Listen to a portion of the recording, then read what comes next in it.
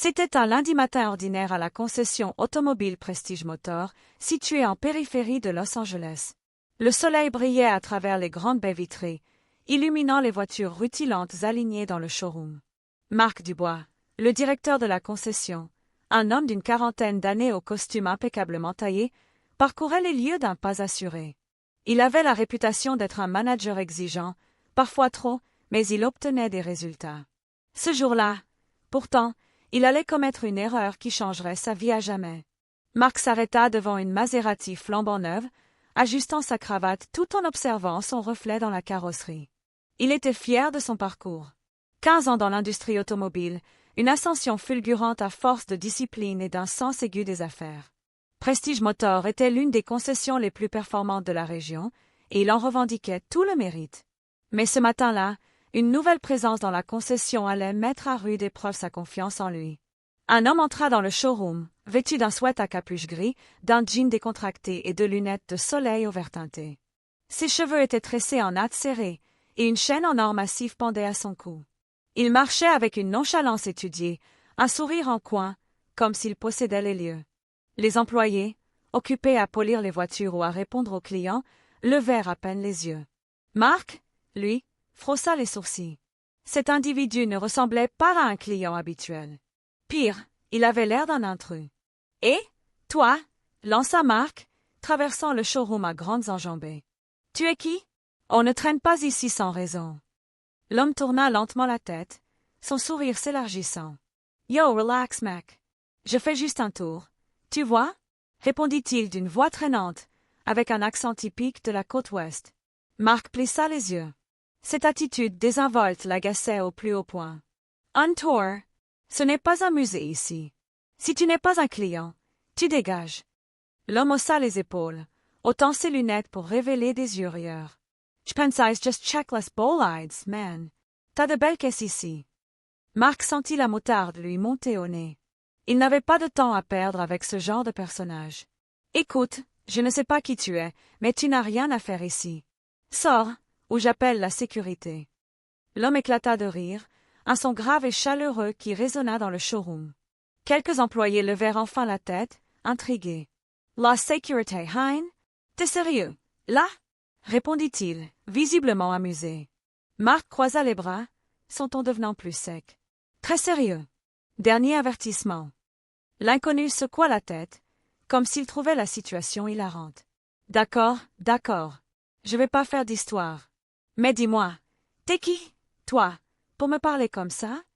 Marc redressa les épaules, bombant le torse. « Je suis Marc Dubois, le directeur de cette concession. Et toi, t'es personne ici. Alors, dehors. » L'homme le fixa un instant, sans sourire ni vacilant pas. Puis, sans un mot de plus, il tourna les talons et quitta le showroom, laissant Marc avec un sentiment de triomphe. Il avait remis cet énergumène à sa place. Pourtant, quelque chose dans l'attitude de l'homme le dérangeait, comme s'il avait manqué un détail crucial. Le reste de la matinée passa sans incident. Marc enchaîna les réunions avec son équipe de vente, vérifia les chiffres du dernier trimestre et répondit à quelques emails urgents. Vers midi, son assistante, Sophie, entra dans son bureau, un dossier sous le bras. Elle semblait nerveuse, ce qui était inhabituel pour elle. « Monsieur Dubois, je viens de recevoir un appel du siège. Ils veulent vous voir immédiatement. » Marc haussa un sourcil. « Le siège ? Pourquoi faire ?» Sophie hésita, cherchant ses mots. Ils n'ont pas précisé, mais ils ont mentionné une réunion avec le nouveau propriétaire.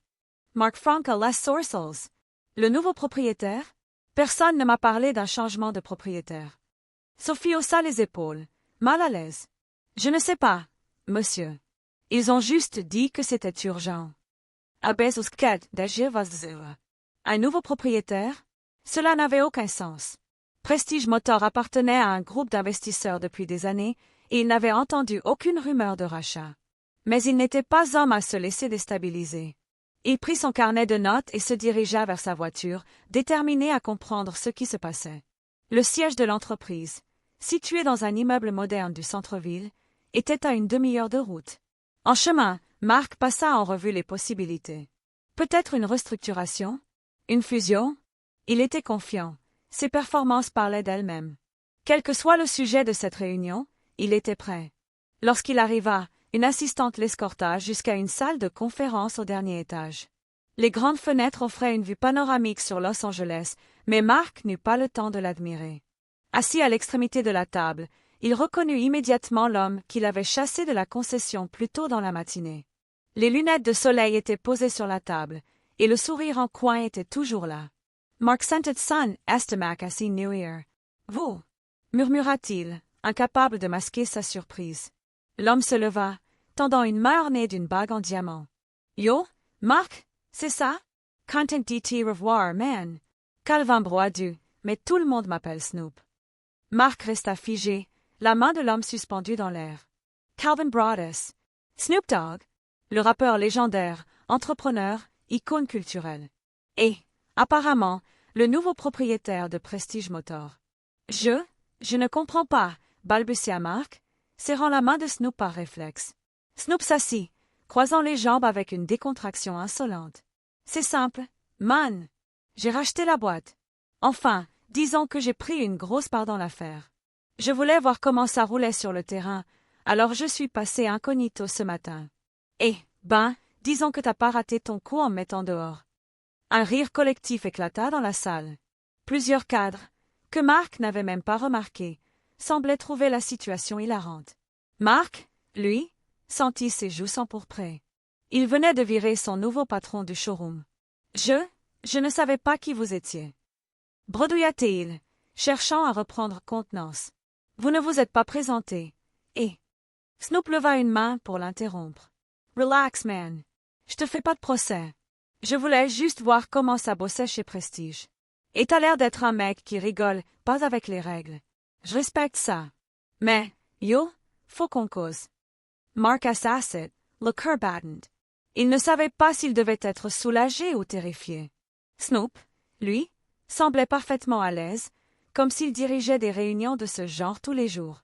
Alors, Mark, dis-moi, commença Snoop, croisant les doigts derrière la tête. T'es le boss de la concession, c'est ça? T'as l'air d'avoir les choses en main. Mais je me pose une question. Pourquoi t'as cru que j'étais un gars random qui venait squatter? Mark déglutit, cherchant ses mots. Eh bien, monsieur Broadu. Snoop. Appelle-moi Snoop. D'accord, Snoop. Vous ne correspondiez pas au profil habituel de nos clients. Et nous avons une politique stricte concernant les personnes non autorisées dans le showroom. Snoop hocha la tête, comme s'il pesait chaque mot. Une politique, hein? Je comprends. Mais tu vois, man, dans ce business, faut parfois sortir des sentiers battus. Les clients, ils viennent pas tous en costard avec un attaché-caisse. T'as déjà pensé à élargir un peu ta vision? Mark cligna des yeux, déstabilisé. Il n'était pas habitué à ce qu'on remette en question ses méthodes, surtout pas de cette manière. Je pense que nos méthodes fonctionnent. Nos chiffres sont excellents. Snoop se pencha en avant, son regard perçant. Oh, j'ai vu les chiffres. T'as fait du bon boulot, pas de doute. Mais t'as déjà pensé à ce que tu pourrais faire si t'ouvrais la porte à plus de monde? Genre, des gens comme moi. Mark ne sut quoi répondre. Il avait toujours géré la concession comme une machine bien huilée, avec des processus clairs et une clientèle ciblée, des cadres supérieurs, des entrepreneurs, des célébrités discrètes. L'idée d'accueillir quelqu'un comme Snoop Dogg ou plutôt, de reconnaître quelqu'un comme lui comme un client potentiel, ne lui avait jamais traversé l'esprit. La réunion se prolongea pendant 1 heure. Snoop exposa sa vision pour Prestige Motor, une concession qui ne se contenterait pas de vendre des voitures de luxe, mais qui deviendrait une marque à part entière, un symbole de style et d'innovation. Il voulait organiser des événements, inviter des artistes, rendre l'expérience d'achat unique. Mark écoutait, partagé entre l'admiration pour l'énergie de Snoop et l'inquiétude quant à sa propre place dans cette nouvelle dynamique. À la fin de la réunion, Snoop se leva et tapa Mark sur l'épaule. « T'as un bon, Mark. Mais faut que tu lâches un peu prise. On va bosser ensemble, et je te promets, ça va être légendaire. » Mark quitta la salle de conférence, la tête pleine de pensées contradictoires. Il avait toujours cru que son rôle était de maintenir l'ordre, de faire respecter les règles. Mais Snoop Dogg, avec son style inimitable et sa vision audacieuse, venait de lui montrer qu'il y avait d'autres façons de réussir. De retour à la concession, Mark passa le reste de la journée à réfléchir. Il repensa à l'incident du matin, à la facilité avec laquelle il avait jugé Snoop sur son apparence. Il se demanda combien d'autres clients potentiels il avait ignorés pour les mêmes raisons. Cette pensée le troubla profondément. Le lendemain, Snoop revint à la concession. Cette fois, il était accompagné d'une équipe de marketing et de plusieurs collaborateurs. Mark les accueillit avec un mélange de nervosité et de curiosité. Snoop, fidèle à lui-même, entra avec un grand sourire et une énergie communicative. « Yo, Mark! Prêt à faire bouger les choses ?» lança-t-il en frappant dans ses mains.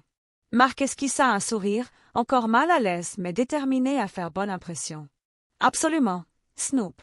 Dites-moi ce que vous avez en tête. » Snoop expliqua son projet, un événement de lancement pour une nouvelle gamme de voitures personnalisées, avec un concert en direct, des influenceurs et une campagne sur les réseaux sociaux. Mark, habitué à des stratégies plus conventionnelles, fut d'abord sceptique. Mais en voyant l'enthousiasme de l'équipe et l'énergie de Snoop, il commença à y croire. Les semaines qui suivirent furent un tourbillon d'activités. Mark travailla en étroite collaboration avec Snoop et son équipe, apprenant à naviguer dans un monde bien différent du sien. Il découvrit que Snoop, malgré son style décontracté, était un homme d'affaires avisé, avec une intuition remarquable pour le marketing et une capacité à fédérer les gens autour de lui.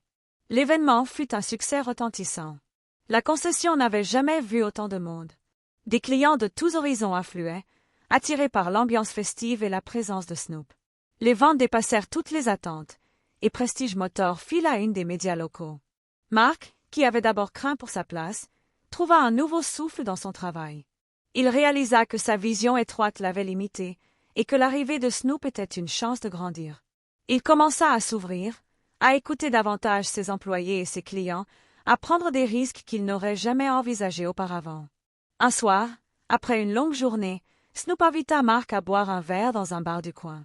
Assis autour d'une table, les deux hommes discutèrent à cœur ouvert. « Tu sais, Mark, » dit Snoop en sirotant son verre, « t'es un mec solide. T'as juste eu besoin d'un petit coup de pouce pour voir les choses différemment. » Mark sourit, un vrai sourire cette fois. « Merci, Snoop. Je n'aurais jamais cru que me faire virer par mon propre patron serait une si bonne leçon. » Snoop éclata de rire, levant son verre. « À nous, man! À Prestige Motor, et à tout ce qui vient après. » Mark trinqua avec lui, sentant pour la première fois depuis longtemps qu'il était exactement là où il devait être.